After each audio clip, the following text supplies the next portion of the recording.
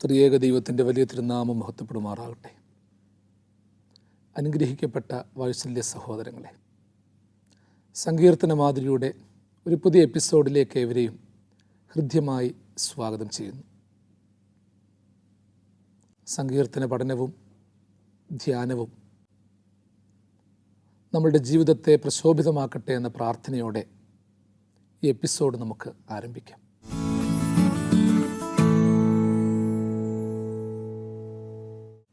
ഈ എപ്പിസോഡിൽ 26-ാമത്തെ വാക്യം ഞാൻ ആമുഖമായിട്ട് വായിക്കുകയാണ്. 22-26 സങ്കീർത്തനങ്ങൾ. എളിയവർ ഭക്ഷിച്ച് തൃപ്തരാകും, യഹോവയെ അന്വേഷിക്കുന്നവർ അവനെ സ്തുതിക്കും. നിങ്ങളുടെ ഹൃദയം എന്നേക്കും ജീവിച്ചിരിക്കട്ടെ. എളിയവർ ഭക്ഷിച്ച് തൃപ്തരാകും, യഹോവയെ അന്വേഷിക്കുന്നവർ അവനെ സ്തുതിക്കും. നിങ്ങളുടെ ഹൃദയം എന്നേക്കും ജീവിച്ചിരിക്കട്ടെ. നാം ധാരാളം പ്രാവശ്യം വായിച്ചിട്ടും ധ്യാനിച്ചിട്ടുമുള്ള ഒരു വേദവാക്യമാണ്.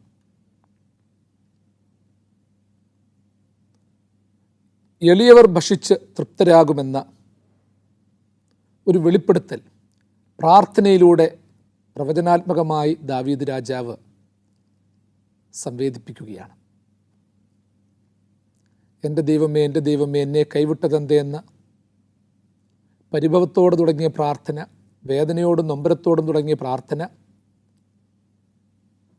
ഓരോ ഘട്ടങ്ങൾ പിന്നിടും തോറും ഒരു ഉപദേഷ്ടാവിൻ്റെ, പ്രവാചകൻ്റെ, ഗുരുവിൻ്റെ, ദൈവസ്നേഹിതൻ്റെ മനോഭാവത്തോടെ ദാവീദ് വിശകലനം ചെയ്യുന്നു. ആ വിശകലനങ്ങളുടെ മറ്റൊരു തലത്തിലാണ് ഈ വാക്യം നമ്മെ എത്തിച്ചിരിക്കുന്നത്. എളിയവർ ഭക്ഷിച്ച് തൃപ്തരാകും. എളിയവർ ഭക്ഷിച്ച് തൃപ്തരാകുമെന്ന ദാവീദിൻ്റെ വാചകത്തിൽ, പ്രവചനത്തിൽ, സാക്ഷ്യത്തിൽ അതൊരു പൂർണ്ണമായൊരു സാക്ഷ്യമാണ് നൽകുന്നത്. അവർ തൃപ്തരാകും. നമ്മൾ പറയാറില്ലേ, അവൻ ജയിക്കും, നീ രക്ഷപ്പെടും, നിൻ്റെ രോഗം മാറും, നീ പാസ്സാകും, നിനക്കവിടെ എത്തിപ്പെടാൻ പറ്റും. ഈ രീതിയിലുള്ള പോസിറ്റീവായിട്ടുള്ള വാക്കുകൾ ഒരു മനുഷ്യൻ്റെ മനസ്സിൽ തരുന്ന സംതൃപ്തി വളരെ വലുതാണ്. ചിലരെ കാണുമ്പോഴും കേൾക്കുമ്പോഴും നമുക്ക് മനസ്സിനൊരു വലിയ സന്തോഷമാണ്. ഒരുപക്ഷെ നടക്കുമായിരിക്കും, കാണുമായിരിക്കും, അല്ലെങ്കിൽ ചില കണ്ടീഷണൽ ക്ലോസുകളോടെ നമ്മൾ ചിലതിനെ വ്യാഖ്യാനിക്കാറുണ്ട്. നടക്കുമായിരിക്കും, നമുക്ക് പരിശ്രമിച്ച് നോക്കാം. പലപ്പോഴും നമ്മൾ പങ്കുവയ്ക്കുന്ന നമ്മുടെ സംവേദനക്ഷമത ആ രീതിയിലുള്ളതാണ്. ഒരു ഉറപ്പുദ്ധിന് നമുക്ക് പറയാൻ പറ്റുന്നില്ല. നമ്മൾ പറയുന്ന ഒരു വാക്കിലും നമുക്ക് തന്നെ വിശ്വാസമില്ല, നമ്മൾ തന്നെ ഉറപ്പിക്കുന്നില്ല. ഒരു കാര്യത്തിൽ നമുക്ക് തന്നെ സംശയമുണ്ടെങ്കിൽ, ഒരു കാര്യത്തിൽ നമുക്ക് തന്നെ ഉറപ്പില്ലെങ്കിൽ, ഒരു കാര്യത്തിൽ നമ്മൾ തന്നെ പിന്മാറിപ്പോകുന്നെങ്കിൽ മറ്റുള്ളവരോട് നമ്മൾക്ക് എങ്ങനെ സംവേദിപ്പിക്കാൻ പറ്റും? ദൈവത്തെ അറിയുന്നവർക്കും ദൈവമുള്ളവർക്കും മാത്രമേ ചില കാര്യങ്ങൾ ഉറപ്പോടെ ചില കാര്യങ്ങൾ പറയാൻ പറ്റത്തുള്ളൂ. ഇവിടെ ദാവീദ് രാജാവ് കമ്മ്യൂണിക്കേറ്റ് ചെയ്യുന്ന ആ മെത്തഡോളജി, ആ വാചകം തന്നെ ശ്രദ്ധിച്ചോണം. എളിയവർ ഭക്ഷിച്ച് തൃപ്തരാകും.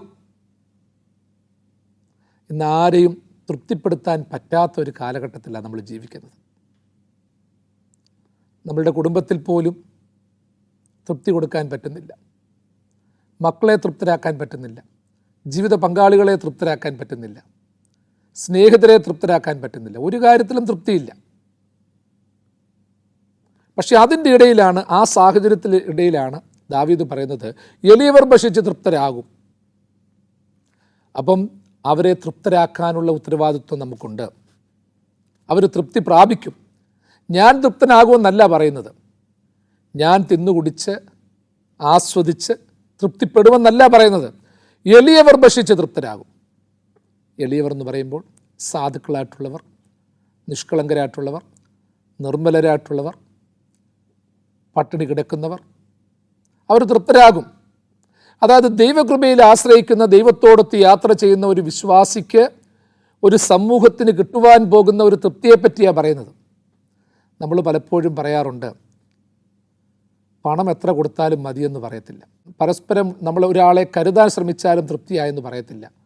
കണ്ട് തൃപ്തിയായെന്ന് പറയത്തില്ല, കേട്ട് തൃപ്തിയായെന്ന് പറയത്തില്ല. പലപ്പോഴും തൃപ്തിയായി മതിയെന്ന് പറയുന്നത് ഭക്ഷണകാര്യത്തിലാണ്. ഭക്ഷണം കഴിച്ചു കഴിയുമ്പോൾ കുറേ കഴിയുമ്പോഴത്തേക്ക് പറയും, എനിക്ക് മതിയായി, എനിക്ക് തൃപ്തിയായി. എനിക്ക് തൃപ്തിയായെന്ന് ഉറപ്പായിട്ട് പറയുന്നത് പോലെ എളിയവർ ഭക്ഷിച്ച് തൃപ്തരാകും. അതൊരു വലിയ പ്രവചനവാക്യമാണ്. നമ്മുടെ സമൂഹത്തിലേക്കും നമ്മുടെ രാജ്യത്തിലേക്കും ലോകത്തിലേക്കുമുള്ള ഒരു വലിയൊരു വിരൽ ചൂണ്ടലാണ്. ഈ ലോകത്തിലുള്ളവരും ഇല്ലാത്തവരുമുണ്ട്. ഹൗസ് ആൻഡ് ഹാവ് നോട്ട്സ് എന്ന് ലോകത്തെ തിരിച്ചിട്ടുണ്ട്. ഉള്ളവരും ഇല്ലാത്തവരും, സംതൃപ്തരും അസംതൃപ്തരും, അറിവുള്ളവരും അറിവില്ലാത്തവരും എന്നൊക്കെ ലോകത്തെ തിരിച്ചിട്ടുണ്ട്. ഈ ലോകത്തിലെ എളിയവർ ഭക്ഷിച്ച് തൃപ്തരാകുമെന്ന് പറയാൻ തക്കവണ്ണം ഏത് ഭരണാധികാരിക്ക് പറ്റും? ഏത് തത്വജ്ഞാനിക്ക് പറ്റും? ഏത് പ്രവാചകന് പറ്റും? സഹസ്രാബ്ദങ്ങൾക്ക് മുൻപ് ദാവീദ് പറയുകയാണ്, എളിയവർ ഭക്ഷിച്ച് തൃപ്തരാകും. ഭക്ഷ്യക്ഷാമം നമ്മളെ പലപ്പോഴും ബാധിച്ചിട്ടുണ്ട്. ഭക്ഷ്യകാര്യത്തിൽ സ്വയം പര്യാപ്തത നമ്മുടെ രാജ്യം ഇതുവരെയും നേടിയിട്ടില്ല. നേടിയെന്നൊക്കെ പറയുന്നുണ്ടെങ്കിലും ഇനി നേടാൻ കിടക്കുന്നതേ ഉള്ളൂ. പട്ടിണി മരണങ്ങൾ ലോകത്തിൻ്റെ വിവിധ ഭാഗങ്ങളിൽ ഇപ്പോഴും നടക്കുന്നുണ്ട്. പോഷകാഹാരക്കുറവുള്ള കുഞ്ഞുങ്ങൾ ഈ ലോകത്തിൽ ഇപ്പോഴുമുണ്ട്, നമ്മുടെ നാട്ടിലുണ്ട്. ആദിവാസികൾക്കിടയിൽ, പിന്നാക്കക്കാർക്കിടയിൽ, സമൂഹത്തിലെ മധ്യവർത്തികൾക്കിടയിൽ പോലും പോഷകാഹാരക്കുറവുണ്ട്. നല്ല ഭക്ഷണം കഴിക്കാനില്ലാതെ, നല്ല കിടപ്പാടമില്ലാതെ വലയുന്ന ഒരുപാട് പേര് നമ്മുടെ ഇടയിലുണ്ട്.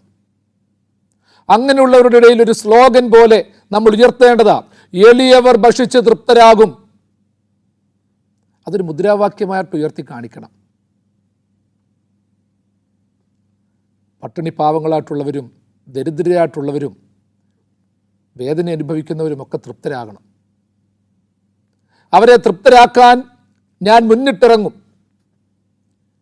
എളിയവരെ തൃപ്തരാക്കുവാൻ, ഭക്ഷിച്ച് തൃപ്തരാക്കുവാനുള്ള പല മെത്തഡോളജികൾ ഇന്ന് കണ്ടുപിടിക്കേണ്ടതായിട്ടുണ്ട്. കൃഷിയോട് താല്പര്യമില്ലാത്തൊരു സമൂഹത്തിലാണ് നമ്മൾ ജീവിക്കുന്നത്. കൃഷിയിടങ്ങളൊക്കെ വെട്ടി നിരത്തിയിരിക്കുകയാണ്, മലകളൊക്കെ ഇടിച്ച് നിരത്തുകയാണ്, പാടശേഖരങ്ങളൊക്കെ നഷ്ടപ്പെട്ടുകൊണ്ടിരിക്കുന്നു, ഉള്ള പാടശേഖരങ്ങൾ തരിച്ചിടുകയാണ്. എളിയവർ ഭക്ഷിച്ച് തൃപ്തരാകണമെന്നുണ്ടെങ്കിൽ തരിച്ചു കിടക്കുന്ന പാടശേഖരങ്ങളിൽ കൃഷി ഉണ്ടാകണം. കർഷകനെ ബഹുമാനിക്കണം, മാനിക്കണം, അവന് വിലയുണ്ടാകണം, അവൻ്റെ ഉൽപ്പന്നങ്ങൾക്ക് വിലയുണ്ടാകണം. ഉൽപ്പന്നങ്ങൾക്ക് വിലയില്ല, അധ്വാനത്തിന് വിലയില്ല, കൃഷിക്ക് താല്പര്യമില്ല, കൃഷി ചെയ്യുന്നവനെ കൊള്ളരുതാത്ത രീതിയിൽ കാണുന്നു, നേരായ രീതിയിൽ കാണുന്നില്ല, മണ്ണിൻ്റെ മണമുള്ളവനെ ബഹുമാനിക്കുന്നില്ല. മണ്ണിൻ്റെ മണമുള്ളവൻ്റെ ഗന്ധം ദുർഗന്ധമായി പലർക്കും ഇന്ന് അനുഭവിച്ചുകൊണ്ടിരിക്കുകയാണ്. പ്രിയമുള്ളവരെ, പണം മാത്രം നേടിയാൽ ഈ ലോകത്ത് ജീവിക്കാൻ പറ്റത്തില്ല. ടെക്നോളജി മാത്രം ഡെവലപ്പ് ചെയ്താൽ നിലനിൽപ്പില്ല. ഇതൊക്കെ കാർഷിക മേഖലയ്ക്ക് ഒരു പ്രയോജനമാകണം. ഇസ്രായേൽ എന്ന് പറഞ്ഞ കൊച്ചു രാജ്യത്തിൽ വർഷത്തിൽ 3-1 തവണ പോലും കൃഷി ചെയ്യാൻ പറ്റത്തില്ല. കുന്നും മലയും മഞ്ഞു മൂടിക്കിടക്കുന്ന സ്ഥലങ്ങളും ഒക്കെ നൂതന കൃഷിരീതികൾ രൂപപ്പെടുത്തി അവർ കൃഷി ചെയ്തുണ്ടാക്കുന്ന വിളകളുടെ ആധിക്യം നമ്മൾ പഠിക്കണം. ഇന്ന് പാശ്ചാത്യ രാജ്യങ്ങളൊക്കെ തന്നെ കർഷകനും കർഷക സംവിധാനങ്ങൾക്കും വില കൊടുക്കുന്നുണ്ട്. ഇവിടെ കർഷകൻ നിലനിൽപ്പിന് വേണ്ടി ഓടുകയാണ്. ഇവിടെ കർഷകൻ അവകാശത്തിന് വേണ്ടി സമരം ചെയ്യുകയാണ്. ഫ്രഞ്ച് വിപ്ലവകാലത്ത് സാധുക്കളായ മനുഷ്യരെ അടിച്ചമർത്തി അവരുടെ കൃഷിയിടങ്ങൾ പിടിച്ചെടുത്ത് ഫ്യൂഡൽ സംവിധാനം നിലനിർത്തിയ രാജാക്കന്മാർക്കെതിരെ ജനവികാരം ഉയർന്നു പൊങ്ങി. ലൂയി 16 കാലത്ത് ആളുകൾ വിപ്ലവം നടത്തി. സമൂഹത്തെക്കുറിച്ചും ചുറ്റുവട്ടങ്ങളെക്കുറിച്ചും ഒന്നും അറിയാത്ത ലൂയി 16 പത്നി മേരി ആൻ്റണിയറ്റ് പറഞ്ഞ ഒരു വാചകമുണ്ട്. ഇവരെന്തിനായി വഴക്കുണ്ടാക്കുന്നത്, ബഹളം ഉണ്ടാക്കുന്നത്? അപ്പോൾ ആരോ പറഞ്ഞു, മഹാറാണി അവർക്ക് ബ്രെഡ് വേണം, അവർക്ക് ഭക്ഷണം വേണം. ബ്രെഡ് വേണമെന്ന് വെച്ചാൽ സാധാരണ ഭക്ഷണം മതി, അവർക്ക് ബ്രെഡില്ല എന്നാണ് പറയുന്നത്. ഉടനെ മേരി മഹാറാണി പറഞ്ഞൊരു വാചകമുണ്ട്, അവർക്ക് ബ്രെഡില്ലെങ്കിൽ അവർ കേക്ക് കഴിക്കാൻ പറ. ബ്രെഡില്ലെങ്കിൽ കേക്ക് കഴിക്കാൻ പറഞ്ഞ ഒരു കാലം ഫ്രഞ്ച് വിപ്ലവ കാലത്തുണ്ടായിരുന്നു. അതുകൊണ്ടാണ് ജനങ്ങൾ അത്രമാത്രം വികാരപരവശരായി രാജകുടുംബത്തെ തച്ചുടച്ച് കളഞ്ഞത്. ഈ ലോകത്ത് വിപ്ലവങ്ങൾ പലതും ഉണ്ടായിട്ടുള്ളത് ഭക്ഷണത്തിനു വേണ്ടിയുള്ള പോരാട്ടമാണ്. ഇനിയത്തെ ലോകത്തിലെ പോരാട്ടങ്ങൾ ശുദ്ധജലത്തിനു വേണ്ടിയും ശുദ്ധവായുവിനു വേണ്ടിയുമായിരിക്കും. ആരോഗ്യവും ശക്തിയുമൊക്കെ എല്ലാവർക്കും വേണം. എളിയവർ ഭക്ഷിച്ച് തൃപ്തരാകുമെന്ന് ദാവീദ് രാജാവ് പറഞ്ഞത് ഒരു പ്രാർത്ഥനയായി നമ്മൾ വിശ്വാസം രൂപപ്പെടുത്തണം. അതോടൊപ്പം തന്നെ ഒരു ആപ്തവാക്യമായി സമൂഹം ഏറ്റെടുക്കണം. അതിനുവേണ്ടി ചെയ്യാനുള്ളതൊക്കെ ചെയ്യണം. ഇനിയും താമസിക്കാൻ പാടില്ല പ്രിയമുള്ളവരെ. വന്യമൃഗങ്ങളും പ്രതികൂല കാലാവസ്ഥകളും ഒക്കെ കർഷകനെ നശിപ്പിച്ചുകൊണ്ടിരിക്കുകയാണ്. കൃഷിയിടങ്ങൾ അപ്രത്യക്ഷമായി പോയിക്കൊണ്ടിരിക്കുകയാണ്. നമുക്ക് പരിസ്ഥിതിയോടൊരു വലിയ സ്നേഹം വേണം. ഭക്ഷ്യവിളകളൊക്കെ നിറഞ്ഞു നിൽക്കണം. ഒരു ചെടി പൂക്കുന്നതും കായ്ക്കുന്നതും മനസ്സിനെന്ത് പ്രതീകാത്മകമായ സന്തോഷമാണ് നൽകുന്നതെന്ന് ഓർത്തോണം. പുതിയ രീതികളിലൂടെ മണ്ണിൻ്റെ ഫലഭൂയിഷ്ഠത നഷ്ടപ്പെടുത്താത്ത രീതികളിലൂടെ മണ്ണിനെ പരിപക്വമാക്കണം, മനുഷ്യനെ നിറവുള്ളവരാക്കണം. അതിനുവേണ്ടിയാണ് നമ്മൾ ശ്രമിക്കേണ്ടത്. സമ്പന്നർ തിന്ന് തൃപ്തരാകുന്നതിലല്ല കാര്യം. എല്ലാവരും തൃപ്തരാകണം. എളിയവർ തിന്ന് തൃപ്തരാകുമെന്ന് പറഞ്ഞാൽ അതൊരു വലിയൊരു ആഹ്വാനം കൂടിയാണ്. തിന്ന് തൃപ്തി പ്രാപിച്ചിരിക്കുന്ന പലരോടും ഒരു കാര്യം സങ്കീർത്തനക്കാരൻ ഓർപ്പിക്കുകയാണ്. അവൻ രാജാവായിരുന്നു, തൻ്റെ രാജ്യത്തുള്ള സമ്പന്നന്മാരെയും കൂടി അവൻ ചില കാര്യങ്ങൾ ഓർപ്പിക്കുകയാണ്. അല്ലയോ പ്രിയപ്പെട്ട സമ്പന്നന്മാരെ, ഞാൻ ഭരണാധികാരിയാണ്, നിങ്ങൾ സമ്പന്നന്മാരാണ്, നമ്മൾ വയറ് നിറച്ച് കഴിക്കുന്നുണ്ട്. അതോടൊപ്പം തൊട്ട് ഞാനൊരു കാര്യം നിങ്ങളെ ഓർപ്പിക്കുകയാണ്. എളിയവർ തിന്ന് തൃപ്തരാകുമെന്നുള്ള കല്ലേ പിളർക്കുന്ന കൽപ്പന ഞാൻ നൽകുകയാണ്, ആഹ്വാനം നൽകുകയാണ്. നിങ്ങളും എന്നോടൊപ്പം ഉണ്ടാകണം. വയറ് നിറച്ച് കഴിക്കുന്നവന് പട്ടിണിക്കാരൻ്റെ വിശപ്പ് മനസ്സിലാക്കണമെന്നില്ല. കേക്കും ഹലുവായും കഴിക്കുന്നവന് റേഷനരിയുടെ കഞ്ഞി കുടിക്കുന്നതിൻ്റെ പ്രാധാന്യം മനസ്സിലാകണമെന്നില്ല. എപ്പോഴും പല വിഭവങ്ങളോടുകൂടി കഴിക്കുന്നവന് ഒരു നേരത്തെ ഭക്ഷണത്തിൻ്റെ വില അറിയണമെന്നില്ല. പഴയകാലത്ത് ഈ ഉത്സവങ്ങളൊക്കെ നമ്മൾ മലയാളികൾ കൊണ്ടാടുമായിരുന്നു. ഓണം, ക്രിസ്മസ്, വിഷു, ഈദുൽ ഫിത്തർ, വലിയ പെരുന്നാൾ, ചെറിയ പെരുന്നാളൊക്കെ കൊണ്ടാടും. ദേവാലയങ്ങളിൽ പെരുന്നാളുകൾ കൊണ്ടാടും, അമ്പലങ്ങളിൽ ഉത്സവം കൊണ്ടാടും, മോസ്കുകളിൽ അന്നദാനം നടത്തും, പെരുന്നാളുകൾ നടത്തും. ഇതിൻ്റെയൊക്കെ പിന്നിലൊരു കാര്യമുണ്ടായിരുന്നു. ഇതിലെല്ലാം ഭക്ഷണം ഒരു പ്രധാനപ്പെട്ട കാര്യമാണ്. ഇതിനോട് ചേർന്ന് അന്നദാനം കൊടുക്കും. പഴയ തറവാടുകളിൽ വൈകുന്നേരമാകുമ്പോൾ അത്താഴ ഭക്ഷണിക്കാരുണ്ടോ എന്ന് വിളിച്ചു ചോദിക്കുന്ന ഒരു പാരമ്പര്യമുണ്ടായിരുന്നു. ഏതെങ്കിലും ഒരുവൻ നടന്നു വരുന്നു, കഷ്ടപ്പെട്ടു വരുന്നു, അവന് അത്താഴം കഴിക്കാതുണ്ടോ, പട്ടിണി കിടക്കുന്നവരുണ്ടോ, അവനെ വിളിച്ച് ഭക്ഷണം കൊടുക്കുന്ന തറവാടുകൾ, വ്യക്തിത്വങ്ങൾ നമ്മുടെ ഇടയിൽ ഉണ്ടായിരുന്നു. ഒരു നേരത്തെ ഭക്ഷണം കൊടുക്കുന്നത് മൂല്യമേറിയൊരു സംഗതിയാണ് പ്രിയപ്പെട്ടവരെ. ചിലപ്പോൾ നമ്മൾ പലതും മറന്നു കഴിഞ്ഞാലും ഭക്ഷണം കൊടുക്കുന്നവരെ ചില കാര്യത്തിലും മറക്കത്തില്ല. പഴയ കാലത്ത് നമ്മൾക്കറിയാം, പല അമ്മച്ചിമാരും അമ്മാമ്മമാരും അമ്മൂമ്മമാരും ഒക്കെ ഉണ്ടായിരുന്നു. ആര് കടന്നു ചെന്നാലും വയറ് നിറച്ച് ഭക്ഷണം കൊടുക്കുന്നവർ, കഴിക്കാതെ വിടാത്തവർ. അവരെയൊക്കെ ഇന്ന് പലരും ഓർക്കും. അവരൊക്കെ മരിച്ചു കഴിഞ്ഞിട്ടും ഇന്നും പറയും, അയ്യോ ഇവിടുത്തെ അമ്മൂമ്മ, ഇവിടുത്തെ അമ്മച്ചി എനിക്ക് എന്ത് വെച്ചു വിളമ്പി തന്നിട്ടുണ്ട്. പ്രിയമുള്ളവരെ, പട്ടിണി കിടന്ന സമൂഹത്തിൽ വയറ് നിറച്ച് ഭക്ഷണം കൊടുത്തിട്ടുള്ള സമൂഹത്തെ ആരും മറക്കത്തില്ല. അനാഥരെ കണ്ടാൽ ചേർത്തുകൊള്ളുന്നവരെ ആരും മറക്കത്തില്ല. ഇന്നും അതിൻ്റെ പ്രാധാന്യം കുറഞ്ഞു പോയിട്ടില്ല. നമ്മളൊക്കെ 3-4 തവണ കഴിക്കുന്നവരാണെങ്കിലും കഴിക്കാത്തവരെക്കുറിച്ചൊക്കെ ചിന്തിക്കണം. അങ്ങനെയുള്ളവർക്ക് എത്തിക്കേണ്ടത് എത്തിക്കണം. ഹോസ്പിറ്റലുകളിലും അനാഥാലയങ്ങളിലുമൊക്കെ ഭക്ഷണം എത്തിക്കുന്ന അനേകം പേരുണ്ട്. അതൊക്കെ നമ്മുടെ ജീവിതചര്യയായിട്ട് മാറണം. 5 അപ്പം കൊണ്ട് 5000 പേരെ പോഷിപ്പിച്ചപ്പോഴും 7 അപ്പം കൊണ്ട് 4000 പേരെ പോഷിപ്പിച്ചപ്പോഴും നമ്മുടെ കർത്താവ് ലക്ഷ്യമാക്കിയത് ഇവർ വഴിയിൽ വീണു പോകാൻ ഇടയാകരുതേ എന്നുള്ള ഒരു നല്ല ചിന്തയാണ്. നിങ്ങളിവർക്ക് ഭക്ഷിപ്പാൻ കൊടുപ്പീൻ എന്നാണ് കർത്താവ് പറഞ്ഞത്. നിങ്ങളിവർക്ക് ഭക്ഷിപ്പാൻ കൊടുപ്പീൻ, പട്ടിണിയായി പോകരുത്, തിന്ന് തൃപ്തരാകണം. കർത്താവ് കാണിച്ച 2 അത്ഭുതങ്ങളിലും 5000 പുരുഷന്മാരടങ്ങിയ കൂട്ടത്തിലും 4000 പുരുഷന്മാരടങ്ങിയ കൂട്ടത്തിലും അവർ തൃപ്തരായി. ശേഷിച്ച കൊട്ടയും വട്ടിയും നിറച്ചെടുത്തു. ആ ഒരു ശേഷിപ്പിൻ്റെ അനുഭവമാണ് അവിടെ ഉണ്ടായത്. നമ്മുടെ അനുദിന ജീവിതത്തിലും ഇതിനെക്കുറിച്ച് നമ്മൾ ചിന്തിക്കണം. എളിയവർ ഭക്ഷിച്ച് തൃപ്തരാകും. വീണ്ടും ഇതിൻ്റെ മറ്റൊരു തരത്തെക്കുറിച്ച് ചിന്തിച്ചാൽ, എളിയവർ ഭക്ഷിച്ച് തൃപ്തരാകും.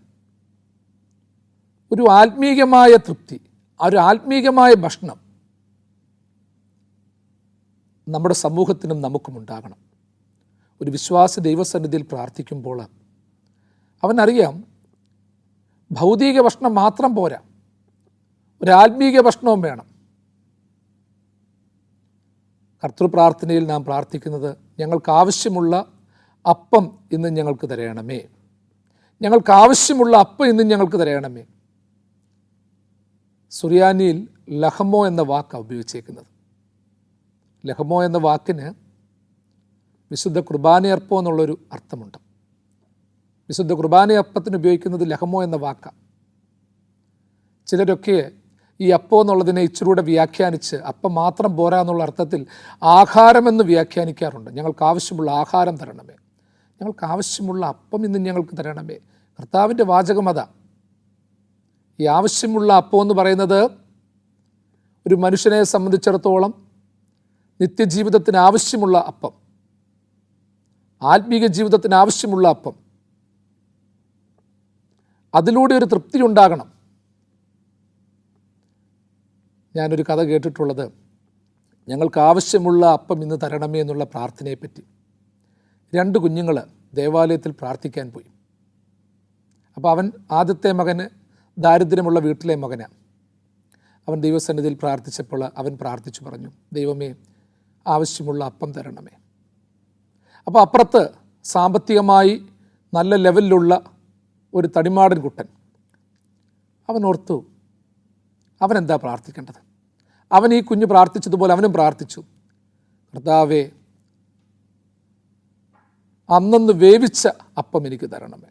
അപ്പോൾ ഒരുത്തൻ ഞങ്ങൾക്ക് ആവശ്യമുള്ള അപ്പം തരണമേ എന്ന് പ്രാർത്ഥിച്ചപ്പോൾ മറ്റവൻ പ്രാർത്ഥിച്ചത് അന്നന്ന് വേവിച്ച ആഹാരം തരണമേ. കാരണം അവന് കിട്ടിക്കൊണ്ടിരുന്നത് ഫ്രിഡ്ജിനകത്തിലൊക്കെ വെച്ച് ദിവസങ്ങളായ ഭക്ഷണമാണ്. അന്നന്ന് ഭക്ഷണം ചെയ്തു കൊടുക്കാൻ താല്പര്യമില്ല. അപ്പോൾ അതുകൊണ്ട് അവൻ പ്രാർത്ഥിച്ചു, ദൈവമേ എനിക്ക് അന്നന്ന് വേവിച്ച ആഹാരം തരണമേ. അപ്പോൾ ഈ പ്രാർത്ഥനകളിലൊരു വ്യത്യാസമുണ്ട്. അപ്പോൾ ഈ ആരാധനാ ഭക്ഷണം എന്ന് പറയുന്നത്, പ്രാർത്ഥനാ ഭക്ഷണം എന്ന് പറയുന്നത്, ആരാധനാ ജീവിതം എന്ന് പറയുന്നത് പ്രസക്തമാണ്. എളിയവർ ഭക്ഷിച്ച് തൃപ്തരാകും. മരുഭൂമിയിൽ ഇസ്രായേൽ മക്കൾ യാത്ര ചെയ്തപ്പോൾ ദൈവം അവർക്ക് മന്ന വർഷിപ്പിച്ചു കൊടുത്തു. മന്ന പൊഴിച്ചു കൊടുത്തപ്പോൾ പറഞ്ഞു, ഇടങ്ങഴി മാത്രമേ പെറുക്കാവൂ, ഇന്ന് വെച്ചത് നാളത്തേക്ക് വെച്ചേക്കരുത്. ചിലർക്ക് സംശയമാണ്, ഇനി നാളെ കിട്ടിയില്ലെങ്കിലോ? കൂടുതൽ പെറുക്കി. അങ്ങനെ പെറുക്കിയത് ചീഞ്ഞുപോയി, ജീർണിച്ചു പോയി. രുചികരമായ മന്ന ജീർണിച്ചു പോയൊരനുഭവം ഉണ്ടായി. അപ്പം ദൈവം നൽകുന്ന സൗഭാഗ്യ അനുഭവങ്ങളാകുന്ന ഭക്ഷണങ്ങളും മറ്റ് കാര്യങ്ങളുമൊക്കെ ദൈവഹിതപ്രകാരം നമ്മൾ വിനിയോഗിച്ചില്ലെങ്കിൽ ഇത് നമുക്ക് ഉപയോഗിക്കാൻ പറ്റാത്തതായിത്തീരും. അത് ഭക്ഷണമാണെങ്കിലും മറ്റെന്ത് കാര്യമാണെങ്കിലും. നമുക്കറിയാം, നമ്മൾ കഴിക്കുന്ന ഭക്ഷണം നല്ല രുചിയുള്ളതാണ്. പക്ഷേ ഇത് വളിച്ചു പോയി കഴിഞ്ഞാൽ, പുളിച്ചു പോയി കഴിഞ്ഞാൽ അരുചി ഭയങ്കരമാണ്. നമുക്ക് വയറിന് അസുഖം വരും, ശാരീരിക പ്രശ്നങ്ങൾ വരും, ഒരുപാട് ബുദ്ധിമുട്ടുകൾ വരും. അതുകൊണ്ട് നമ്മളെപ്പോഴും ചിന്തിച്ചു കൊള്ളണം, ദൈവമേ എളിയവർ ഭക്ഷിച്ച് തൃപ്തരാകുമെന്ന് പറയുമ്പോൾ ഭൗതിക ഭക്ഷണം മാത്രമല്ല, ദൈവം തരുന്ന സ്വർഗീയമായ ഭക്ഷണവും നമ്മൾക്ക് ആവശ്യമാണ്. ദൈവത്തിൻ്റെ വേല ചെയ്യുന്ന അനുഭവവും ഒരു ഭക്ഷണമാണ്. ദൈവത്തിൻ്റെ ഇഷ്ടം പ്രവർത്തിക്കുന്നത് ഇഷ്ടമുള്ള ആഹാരമാണ്. അതുമായിട്ട് നമ്മൾ തീരണം. ആരുമറിയാത്ത ശ്രേഷ്ഠ ഭോജനം ഞാൻ ഭുജിച്ചു നിത്യം ജീവിച്ചിടുന്നു. ആരുമറിയാത്ത ശ്രേഷ്ഠ ഭോജനം ഞാൻ ഭുജിച്ചു നിത്യം ജീവിച്ചിടുന്നു. എൻ്റെ രക്ഷകൻ്റെ ഇഷ്ടമെല്ലാം ചെയ്തു വേല തികയ്ക്കുന്നതെൻ്റെ ആഹാരം. എൻ്റെ രക്ഷകൻ്റെ ഇഷ്ടമെല്ലാം ചെയ്തു വേല തികയ്ക്കുന്നതെൻ്റെ ആഹാരം. എൻ ദൈവമേ, നിന്നിഷ്ടം ചെയ്യുവാൻ വന്നിടുന്നേ ഞാൻ ഇന്നു മോദമായി. എൻ്റെ ഇഷ്ടമൊന്നും വേണ്ട പ്രിയനെ, നിൻ്റെ ഇഷ്ടം എന്നിൽ പൂർണ്ണമാക്കണേ. എൻ്റെ ഇഷ്ടമൊന്നും വേണ്ട പ്രിയനെ, നിൻ്റെ ഇഷ്ടം എന്നിൽ പൂർണ്ണമാക്കണേ. ഞാൻ പറഞ്ഞല്ലോ, എളിയവർ ഭക്ഷിച്ച് തൃപ്തരാകും. എളിയവർ ഭക്ഷിച്ച് തൃപ്തരാകുമെന്ന് ഉറപ്പ് പറയാൻ ആഠ്യതയും നെഞ്ചുറപ്പും നട്ടെല്ലുറപ്പുമുള്ളവനേ പറ്റത്തുള്ളൂ. അങ്ങനെ ഒരു ഭരണാധികാരിക്കേ പറ്റത്തുള്ളൂ. എളിയവർ പട്ടിണി കിടക്കാൻ പാടില്ല, തൃപ്തരാകാതിരിക്കാൻ പാടില്ല. അതിനുവേണ്ടി ചെയ്യേണ്ട കാര്യങ്ങൾ നമ്മൾ എങ്ങനെ ചെയ്യുമെന്നുള്ള കാര്യം ഉറപ്പിക്കുകയാണ്. രണ്ടാമതായി, എളിയവർ ഭക്ഷിച്ച് തൃപ്തരാകുമെന്ന് പറയുമ്പോൾ ഭൗതിക ഭക്ഷണത്തെക്കുറിച്ച് മാത്രമല്ല, ആത്മീക ഭക്ഷണത്തെക്കുറിച്ച് ചിന്തിക്കണം. ഞങ്ങൾക്ക് ആവശ്യമുള്ള അപ്പം ഇന്ന് ഞങ്ങൾക്ക് തരണമേ എന്ന് പറയുമ്പോൾ അങ്ങനെ പ്രാർത്ഥിക്കുന്നവനും അന്നന്ന് വേവിച്ച അപ്പം തരണമേ എന്ന് പ്രാർത്ഥിക്കുന്നവനുമുണ്ട്. ആവശ്യമുള്ള അപ്പം തരണമേ എന്ന് പ്രാർത്ഥിക്കുമ്പോൾ രക്ഷകൻ്റെ ഇഷ്ടം ചെയ്ത് വേല തികയ്ക്കുന്നത് ആഹാരമാണെന്ന് ചിന്തിക്കുന്ന ഒരു വിശ്വാസ സമൂഹമുണ്ട്. വിശുദ്ധ കുർബാനയിലും പ്രാർത്ഥനയിലും അനുഭവിക്കുന്ന, ആസ്വദിക്കുന്ന ദിവ്യഭാവങ്ങൾ ഉൾക്കൊള്ളുവാനുള്ള ഒരു മനോശക്തി നമുക്കുണ്ടാകണം. എളിയവർ ഭക്ഷിച്ച് തൃപ്തരാകും എന്ന് പറയുമ്പോൾ തൃപ്തരാകാതെ ആരും ഉണ്ടാകരുത്. എൻ്റെ തൃപ്തി പോലെ എല്ലാവരും തൃപ്തി പ്രാപിക്കണം. ഒരുവനെ തൃപ്തിപ്പെടുത്തുവാൻ, ഒരുവൻ്റെ തൃപ്തി കളയുവാൻ എൻ്റെ അതൃപ്തി ഹേതുവാകും. ഞാൻ അതൃപ്തനാണെങ്കിൽ എൻ്റെ സഹോദരൻ്റെ തൃപ്തി നഷ്ടപ്പെടും. ഞാൻ അതൃപ്തനാണെങ്കിൽ എൻ്റെ സഹോദരൻ്റെ വിശപ്പ് മാറത്തില്ല. എൻ്റെ സഹോദരൻ്റെ വിശപ്പ് മാറണമെന്നുണ്ടെങ്കിൽ ഞാൻ എപ്പോഴും കഴിച്ച് ശേഷിപ്പിച്ചാൽ പറ്റത്തില്ല. എല്ലാറ്റിലും അല്പസ്വല്പം ശേഷിപ്പുണ്ടാകണം. കർത്താവ് അത്ഭുതം പ്രവർത്തിച്ചപ്പോൾ ബാക്കി വന്നതെടുത്ത് കളഞ്ഞില്ല, അത് പായ്ക്ക് ചെയ്ത് വെച്ചു. 12 കൊട്ട നിറച്ചെടുത്തു, കൊട്ടയ്ക്കകത്ത് നിറച്ചു വെച്ചേക്കുക, വെറുതെ വാരി വലിച്ച് കളഞ്ഞില്ല. അവന് വേണമെങ്കിൽ ഇനിയും അത്ഭുതം ചെയ്യാം, പക്ഷേ അത് ചെയ്തില്ല. കൊട്ട നിറച്ചെടുത്ത് വെക്കുകയാണ്. അത് സീൽഡ് പാക്കറ്റ്സാണ്. ഇനിയും ആവശ്യമുണ്ട്, ആവശ്യക്കാരിനിയും കടന്നു വരും. അതുകൊണ്ട് തന്നെ ഒരു വലിയ കരുതലിൻ്റെ അനുഭവം ഉണ്ടാകണം. എളിയവർ ഭക്ഷിച്ച് തൃപ്തരാകാൻ ഒരു കരുതലുണ്ടാകണം. ചില മനുഷ്യരുടെ കരുതലാണ്, പ്രിയമുള്ളവരെ, ഇന്നത്തെ നിലനിൽപ്പിൻ്റെ പിന്നിലുള്ളത്. ചില മനുഷ്യർ കരുതുന്നത് കൊണ്ടാണ് നാമൊക്കെ പിടിച്ചു നിന്ന് പോകുന്നത്. സമ്പന്നന്മാരും നല്ല മനസ്സുള്ളവരുമായ അനേകർ മാറ്റിവെക്കുന്ന ചില്ലറ തുട്ടുകൾ, നാണയത്തുട്ടുകൾ, വസ്തുവകകൾ ഇല്ലാത്ത പലർക്കും പ്രയോജനമാകുന്നുണ്ട്. അവരുടെ വെറും ശേഷിപ്പല്ല, എച്ചിലുകളല്ല, മറിച്ച് ഹൃദ്യമായ തിരുശേഷിപ്പുകൾ അനേകരെ തൃപ്തിപ്പെടുത്തുന്നുണ്ട്. ആ തൃപ്തിപ്പെടുത്തലിൻ്റെ അനുഭവം നമുക്കുണ്ടാകണം. എളിയവർ തിന്ന് ഭക്ഷിച്ച് തൃപ്തരാകും. വീണ്ടും നമ്മൾ ഓർത്തോണം, എളിയവർ ഭക്ഷിച്ച് തൃപ്തരായി കഴിയുമ്പോൾ പ്രിയമുള്ളവരെ ഉണ്ടാകുന്നത് എന്താണെന്നറിയാമോ?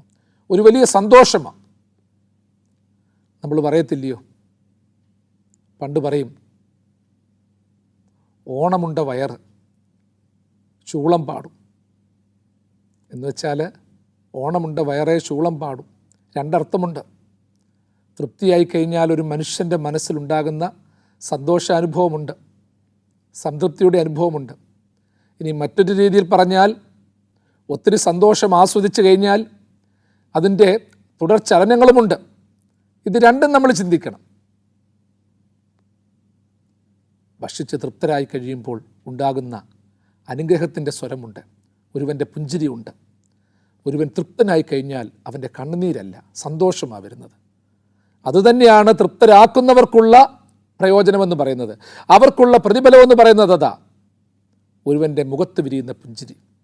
ഒരുവൻ രുചിയോടെ കഴിക്കുന്നത് കാണുമ്പോൾ അതിൻ്റെ ഒരു പ്രതിഫലം അതാ, മറ്റൊന്നുമല്ല. അവൻ്റെ മുഖത്തെ പുഞ്ചിരി നമ്മുടെ വിശപ്പിനെ മാറ്റും. അതുകൊണ്ടാണ് വീണ്ടും പറയുന്നു, യഹോവയെ അന്വേഷിക്കുന്നവർ അവനെ സ്തുതിക്കും, നിങ്ങളുടെ ഹൃദയം എന്നേക്കും ജീവിച്ചിരിക്കട്ടെ. ഹൃദയം ജീവിച്ചിരിക്കണം. നമ്മൾ പറയും ഹൃദയമുള്ളവരെല്ലാം ജീവനുള്ളവരാണെന്ന് പറയാൻ പറ്റത്തില്ല. നിങ്ങളുടെ ഹൃദയം ജീവിച്ചിരിക്കണം, ജീവൻ കൊടുക്കുന്നതാകണം, ജീവൻ പങ്കുവെക്കുന്നതാകണം. നിങ്ങളുടെ ഹൃദയം എന്നേക്കും ജീവിച്ചിരിക്കട്ടെ. ആത്മീക അർത്ഥങ്ങൾ ഒത്തിരിയുണ്ട്. ഞാനൊരു കൊച്ചു കാര്യം പറഞ്ഞോട്ടെ. ഇപ്പോൾ ഓർഗൻ ഡൊണേഷനും മറ്റുമൊക്കെ പ്രാധാന്യമുള്ള സംഗതിയാണ്. നിങ്ങളുടെ ഹൃദയം ജീവിച്ചിരിക്കണം. ഒരു മനുഷ്യൻ്റെ ജീവിതത്തിൽ മരണപ്പെടുമ്പോൾ പങ്കുവയ്ക്കാവുന്ന അവയവങ്ങൾ പലതുണ്ട്. കണ്ണുകളുണ്ട്, ആന്തരിക അവയവങ്ങളുണ്ട്. അപകടത്തിൽപ്പെട്ട് കഴിഞ്ഞാൽ മാഫിയയുടെ കൈകളിലേക്ക് പോകുന്നതിനെപ്പറ്റിയല്ല ഞാൻ പറയുന്നത്. അനേകരെ രക്ഷപ്പെടുത്താനുണ്ട്. നിങ്ങളുടെ ഹൃദയം എന്നേക്കും ജീവിച്ചിരിക്കട്ടെ. ആത്മീക അർത്ഥം നമ്മൾ ഒരുപാട് പറയുന്നുണ്ട്. പക്ഷേ ഇങ്ങനെ ആവശ്യമുള്ള പലരുമുണ്ട്. മണ്ണോട് മണ്ണാക്കി കളയരുത്. നമ്മളുടെ കണ്ണിലൂടെ അനേകർ കാണണം. നമ്മളുടെ ഹാർട്ടിലൂടെ വീണ്ടും മിടിച്ചുകൊണ്ടിരിക്കണം. നമ്മളുടെ കൈകളിലൂടെ, കലകളിലൂടെ, ആന്തരിക അവയവങ്ങളിലൂടെ ഒരു മനുഷ്യൻ ജീവിക്കട്ടെ. നിങ്ങളുടെ ഹൃദയം ജീവിച്ചിരിക്കട്ടെ. ഹൃദയം മരിച്ചു പോകാനല്ല പറയുന്നത്. ഹൃദയം ജീവിച്ചിരിക്കട്ടെ എന്ന് പറയുമ്പോൾ അതിന് മറ്റൊരർത്ഥം, ആർദ്രതയുള്ള മനസ്സ് വേണം, എന്നാലേ ജീവൻ വരത്തുള്ളൂ. കരുണയുള്ള മനസ്സാകണം, ഹൃദയമാകണം. ഹൃദയ അലിവുണ്ടാകണം, സ്നേഹമുണ്ടാകണം, പങ്കുവയ്ക്കലിൻ്റെ അനുഭവം ഉണ്ടാകണം, ക്ഷമിക്കാൻ സാധിക്കണം. അല്ലാതെ എല്ലാം ഹൃദയത്തിൽ വെച്ചുകൊണ്ട് ഹൃദയാഘാതമുണ്ടാകുന്ന അവസ്ഥയല്ല. ഹൃദയാഘാതമുണ്ടാകാതെ വിശാല മനസ്സിൻ്റെ അനുഭവത്തിലേക്ക് പോകണം. നിങ്ങളുടെ ഹൃദയം ജീവിച്ചിരിക്കട്ടെ. സങ്കീർത്തനക്കാരൻ 2 കാര്യങ്ങൾ ആ വാക്യത്തിൽ പ്രധാനമായിട്ട് പറയുന്നത്. ഒന്ന്, എളിയവർ ഭക്ഷിച്ച് തൃപ്തരാകും. ആ തൃപ്തിയെക്കുറിച്ചും തൃപ്തിയാക്കേണ്ടതിനെ പറ്റിയുമുള്ള വിവിധ തലങ്ങൾ പറഞ്ഞു. രണ്ടാമത് പറയുന്നു, നിങ്ങളുടെ ഹൃദയം ജീവിച്ചിരിക്കട്ടെ. അതെ, മരിച്ച നശിച്ച ഹൃദയമല്ല, ദൈവമില്ലാത്ത ഹൃദയമല്ല, കരുണയില്ലാത്ത ഹൃദയമല്ല, ദൈവത്തെ അറിയുന്ന ഹൃദയമുണ്ടാകണം. കർത്താവേ, കറയില്ലാത്ത ഹൃദയമെനിക്കരുളിടണമേ, പിഴയധികാരം ചെയ്തതിനാൽ മുന്നേക്കാളതു വഷളായി. അതുകൊണ്ട് അധികം പിഴ ചെയ്യാതെ ക്ഷമയോടും സഹനതയോടും മുൻപോട്ട് പോയി, ആർദ്രതയുള്ള മനസ്സോടെ മുൻപോട്ട് പോയി പങ്കുവെക്കേണ്ട അനുഭവമുണ്ടായി. മുമ്പേ ഞാൻ സൂചിപ്പിച്ചതുപോലെ ഓർഗൻ ഡൊണേഷൻസും മറ്റും വേണ്ട രീതിയിൽ അതിനെ പ്രോത്സാഹിപ്പിച്ച് അങ്ങനെയുള്ളവരെ പ്രേരിപ്പിച്ച് സുവിശേഷം മറ്റൊരു തലത്തിലേക്ക് എത്തിക്കുവാൻ ദൈവം സഹായിക്കട്ടെ. തൻ്റെ വലങ്കരം നീട്ടി ദൈവം നിങ്ങളെ വാഴ്ത്തി അനുഗ്രഹിക്കുമാറാകട്ടെ.